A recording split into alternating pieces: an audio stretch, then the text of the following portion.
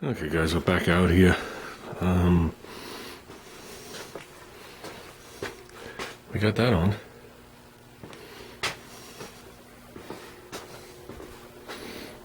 I think that turned out well. Okay.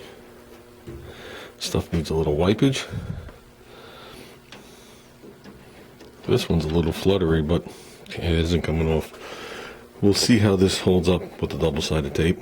It does have the screw in there.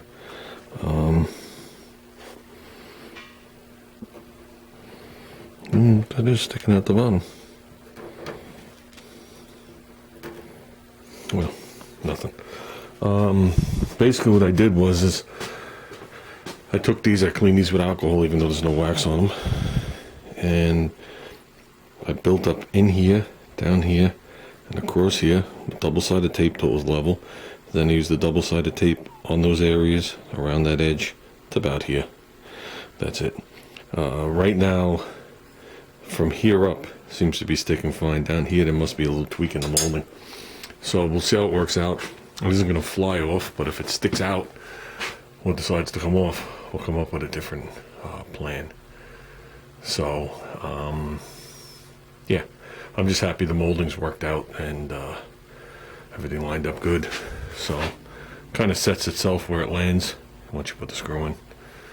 So, that's good. Okay, we're moving on. Let's keep working. Okay, these are basically the clips in the back. As you can see, they're wickedly angled. And this part here is the part that goes down the door. This is what sits on top of the door. Whoop, we just lost one. See, that's why I pulled them out. So if you put these things on and they move a little like that one does, they ain't coming off. So you can see the handprints all over it. So let's pick up the one that just slid out and let's put this thing on the door. You can see where the notch is for the one coming down from the trip rail. So, okay. Not that this is much of an accomplishment, but this one's on. So this one doesn't flutter at all. I don't know. Maybe because that was the first one I pulled off back then. But either or, it is what it is.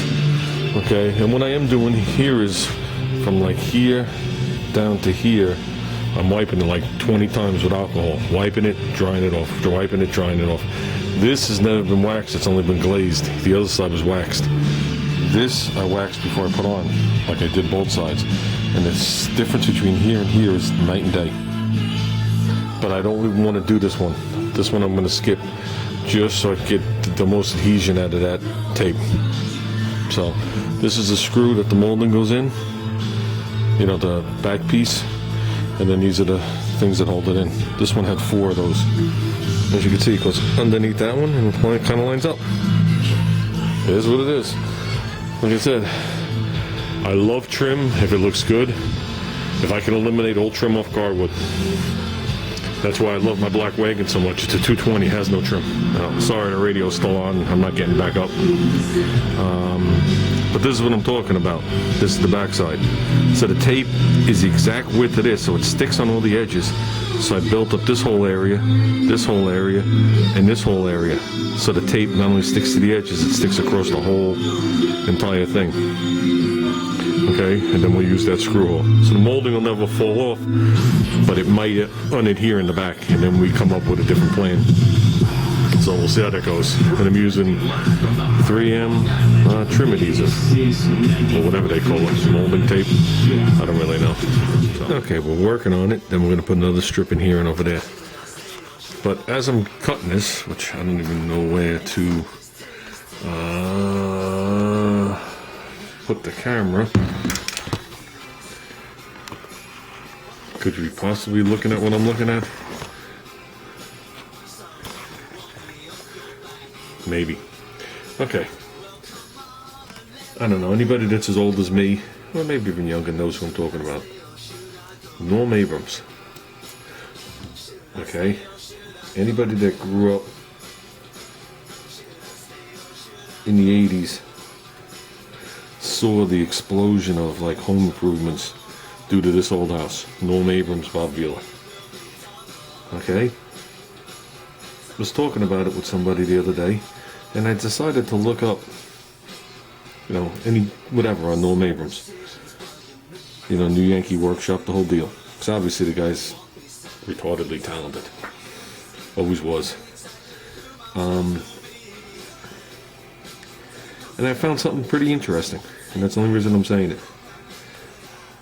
He was hired to build a little barn by a person. Okay? And it turns out the person that he was hired to build the barn for was the creator of this old house. It didn't even air yet. It wasn't even whatever. And the guy was so impressed with the work that he did on the barn. They talked about it. I think this was on Wikipedia. I forgot where it was. He was so impressed on the work and how small the scrap pile was, so how efficient he was, that they offered him to come onto their first shoot and do, whatever. And then after that, he became a staple on the show. But what I found amazing that just goes to show you don't know who's watching you. What I find the most amazing is when they went to do New Yankee Workshop, which obviously is a spin-off of This Old House. It shows Norm's real abilities of cabinet building and that he's a true, craftsman, rather than just, putting up walls. They needed a place to film it, and where you see him film it, which I always thought was Norm Abrams' own personal barn, is that first barn he built. So that first barn he built is the setting for the New Yankee Workshop. I found that the most amazing of all. I think that's pretty cool. I think that's a cool story. Talk about your life changing. You know what I mean? Not expecting it. He just went to work one day to work, and next thing you know, he became a TV icon. So I find that pretty cool. Maybe you will. Maybe you won't. Okay. I'm going to continue on with this. Okay, let's give it a try. Okay, I'm going to turn off the camera. I need to. This one had less of a tweak to it. It lay perfectly flat. So, not going to come off. Let's get this molding on. So they hold in? They're like door panel clips. This side here is open at the end, and the piece that wraps around is notched. This side here is encapsulated, that's how you know where to put it, so it doesn't hook you. And let me tell you one thing about these moldings. They hurt. I can't tell you how many times these have been slid over when I used to drive this as a daily driver, and I sliced my arms. So now I just got to stand this up and push them down one at a time, making sure they don't pop out over here, because as you're pushing it down, it could drag down the side of the car. So something that would take 5 seconds if there was no paint on the car will take me 30 seconds, but you know what I mean. So this is why we never had a really wet sand up here. Awesome, huh? Okay, guys, look at that. Let's have a little bit of blue revealed. You center it from left to right. So I'm going to start some of the dust from wiping it in there. I think we're good. This is waxed. I waxed up to it this time, not underneath it.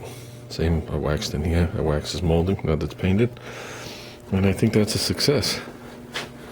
So, yeah, it adds a little to the car. I would like to work on this back window. I have not looked at it. But I cleaned it. This has pretty much no clips in it. So, we'll decide if we're going to do that today. I got to start by cleaning the window. I need a fresh razor blade. And we'll start cleaning it. Slowly unmasking as we go along. Oh, that's done. We got to work on this. We got to work on the door handles. I got to find the 2 other door handles to get the screws out of them. So let's just keep doing things. Let's get this tape off. Get this window cleaned. Okay, guys, we definitely made progress today. I don't like these clips. When I did them on the other side, there's these little tabs. I'll show you. There's a reason they're there. But they're ugly as shit. This still needs to be finally wiped off, but we're good. We got this on, got this all on. Nice. Got the door handles to do now. I got to find the other handles. I think they're in the back. We'll get them done. We'll get this molding off. And we made a lot of progress. Well, we really didn't, but we did. In here still needs all the stuff. I didn't realize the last time we worked on it. There's still tape in there from working on the painting the car. So we got going here. Gonna wipe out all the cracks in here. But we're getting there. As I work on it, I wax the sections. So I just waxed from here up. And like I said, there's still handprints and smudges or whatever it is on there, but trying to make it look decent as I'm working on it keeps the motivation up rather than looking at everything as it is.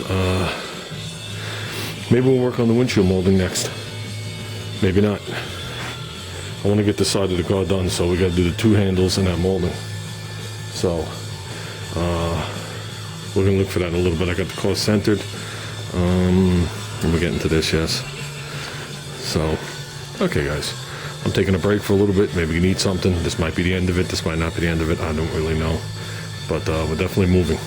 So, okay, guys, I'm out of here. Okay, this is what you see. I forgot to show it. This tiny little tab here that bends easy. When you put this clip on, this thing bends like this. It's so when you clip the molding on, the molding doesn't make contact with the paint. It spaces it away. So if it spaces it here and the next one, blah, blah, blah, blah. Well, fortunately, you see them in spots. But what are you going to do? Wouldn't be so bad on a white car. But you definitely notice it on the blue. On the red side, I took those off. Don't know why, but I did. And this molding fit better because I put this glass in. And because the quarter was put on better on this car from the factory. In the back corner. It lays flush. So that sucks, but like I said, some things there's nothing I could do with at this point in my life. Okay, guys, we're out of here.